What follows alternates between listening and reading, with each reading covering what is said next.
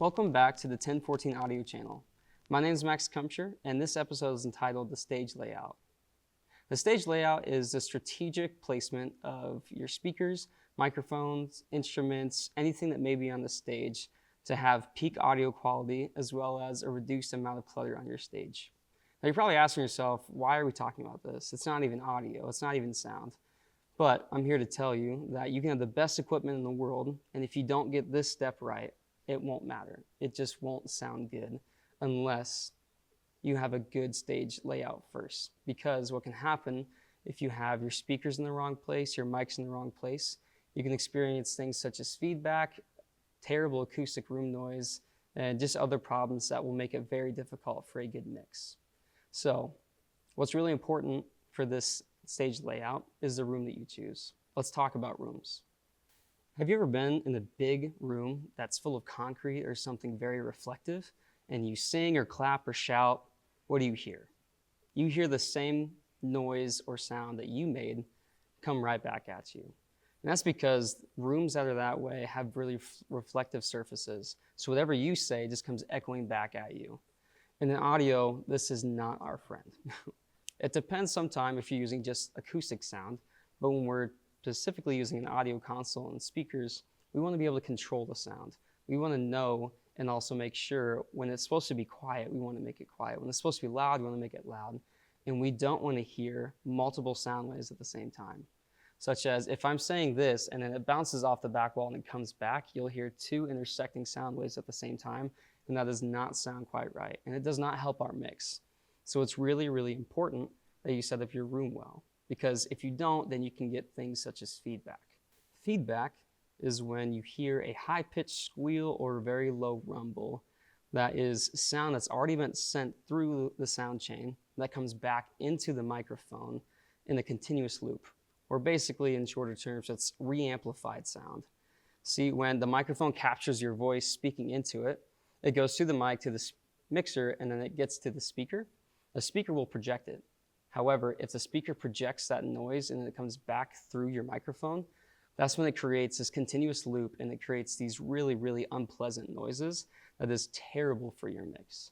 This most often happens when a microphone is in front of a mixer or when your gain level is way too high. It'll pick up this extra noise and it'll pick up the sound from the microphone and create a very, very unpleasant ringing.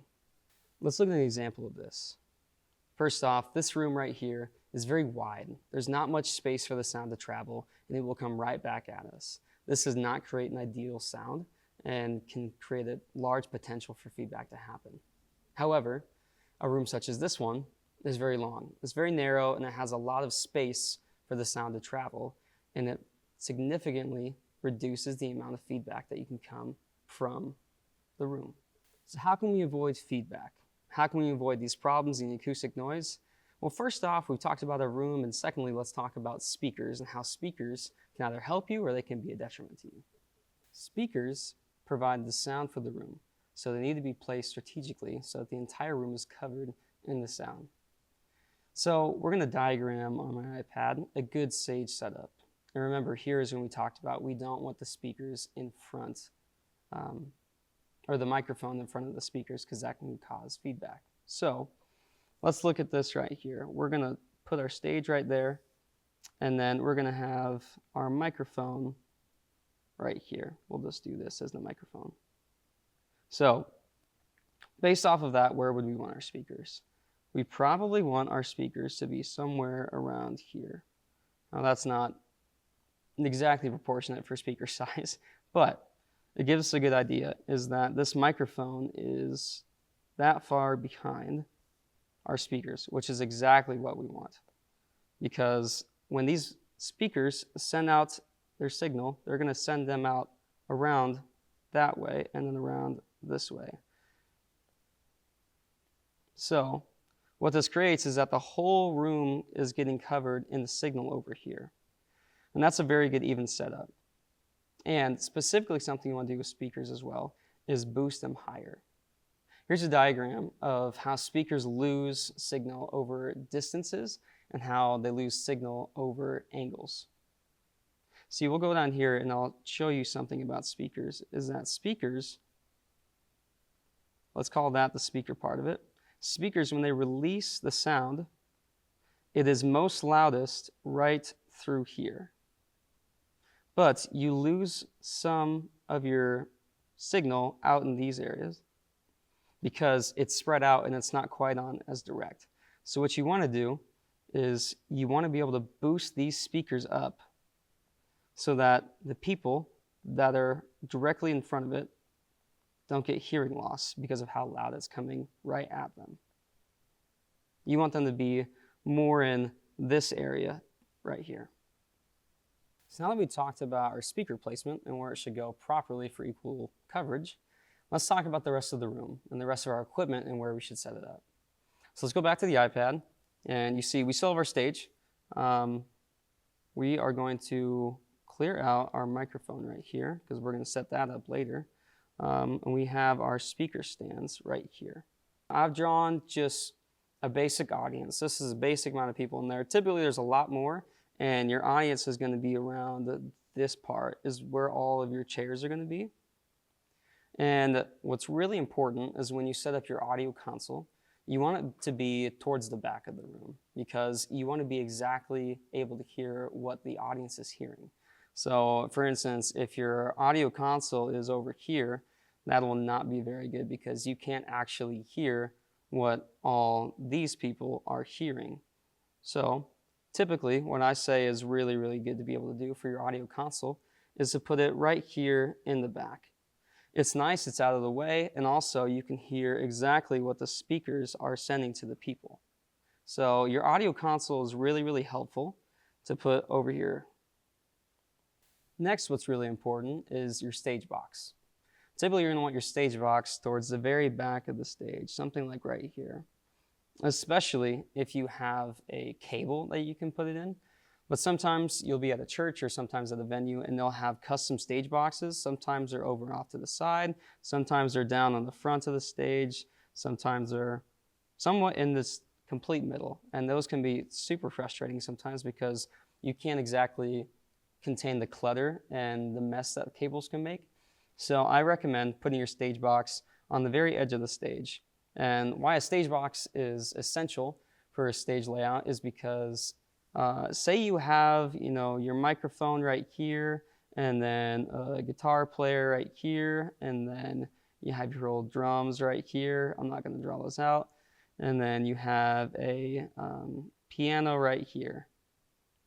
And say you need to take cables to each one of those.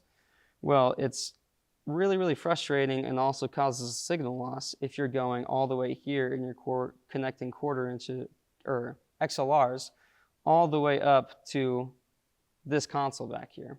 It just does not work very well. So something we've already talked about, the benefit of a stage box is that it's one singular cable that takes all of these signals over to the audio console. So it's just one single cable in the Cat5 that we talked about. And it takes all the signals and then it carries it there. So that's super, super helpful instead of having to do multiple 100, 200 foot XLRs just to get the signal there. So the stage box I recommend having back here towards the end. And I'm going to make it look a little bit better because that's what we're going to be using to show the rest of our instruments. Now that we have our audio console set up and our stage box set up, let's move on to the stage. So what's very important is your lead singer. They're the ones that are leading the band, but then they're also leading the congregation or just audience if you're using this for more of a concert venue. So it's very important to have your lead singers up here in the front where everyone can hear them and also they can see them. Because typically what this person's doing is that they're talking to them and they're leading kind of the whole congregation in the flow of whatever type of service that you're doing. So lead singers are really, really important to put up towards the front. Drums, however, should be placed towards the back of the stage. Now this is because drums primarily are a very, very loud instrument, and sometimes even the percussion can be very, very loud. That's typically why you see them towards the back of the stage, is because these singers have these microphones which are picking up everything right here next to them, and sometimes there can be signal bleed from drums, especially the cymbals. So typically what's really good practice to have your drums over in this area or over in this area, sometimes in the center. So for us in this stage, we're going to put them over here on stage left. Next, we have our guitars and our keyboards. And really this kind of depends on what you like and also where your stage box is. If your stage box is over here, you're going to want more of your instruments probably closer to this unless you want to do longer cables. So what I recommend with this setup right here is that your stage box is right here. It's very easy to be able to have an equal balance on your stage, to have, per se, you have your electric guitar right here, or an EG, you have your bass right here, and then your acoustic guitar right here. Because the DI boxes are very, very close to this stage box, so it's a really easy plug-in right there just for those three pieces of equipment. And finally, we have our keyboard.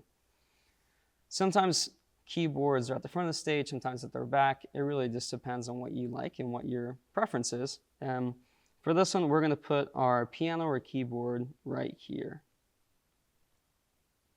It's also just in the very back right here, and sometimes people are leading with the piano or with an acoustic guitar. And so what you can do is you can take these instruments that we have right here, and then you can, especially with the guitar, just bring a 1/4 inch up here, and then this guy can start playing the guitar over in the front.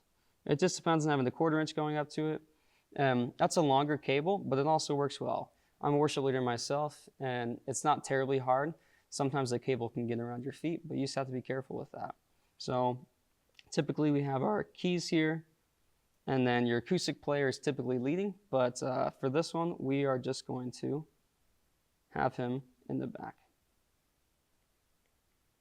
So now that we've gone through an overview of the stage layout, let's look back and see if we've set up a good stage. I want to test your memory a little bit and ask you, where would be a good placement for a microphone? Would this be a good placement for a microphone? No, it definitely would not be, because the microphone is right in front of the speaker and can cause feedback, which sounds just like this. How about this one? Is this a good placement for the microphone in correlation to the speaker? Yes, it is, because it's further behind the speaker and it has a lot less potential for feedback. Thank you all for watching this. This has been the stage layout episode, and I'm looking forward to seeing you in the next one.